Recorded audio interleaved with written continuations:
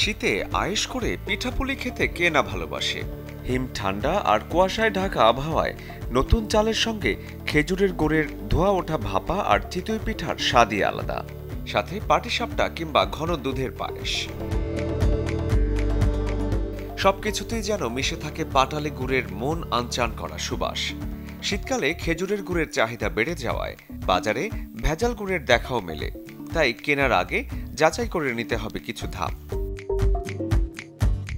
খেজুরের গুড়ের গন্ধ আপনার মন জুড়িয়ে দেবে সত্যি, কিন্তু গন্ধ শুকেই মজে গেলে হবে না। অনেক সময় গুড়ের সুবাস আনার জন্য রাসায়নিক মেশানো হয়, তাই গন্ধ শুকেই সেই গুড় খাঁটি বলে ধরে নেওয়া যায় না। গুড় কেনার আগে এক টুকরো চেখে দেখা উচিত। স্বাদ যদি নোনতা হয় না কেনাই ভালো। নোনা গুড় কোনোভাবেই খাঁটি হতে পারে না। ভেজাল মেশানো থাকলেই সাধারণত এমন হয়। গুড় খাঁটি হলে হালকা চাপ দিলেই ভেঙে যাওয়ার কথা। আলতো চাপেই যদি ভেঙে যায় তাহলে সেই পাটালি গুড় খাঁটি।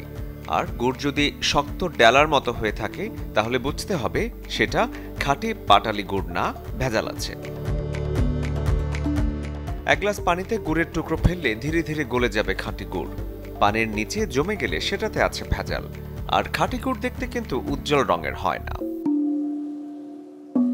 শরীফুল হক, চ্যানেল 24।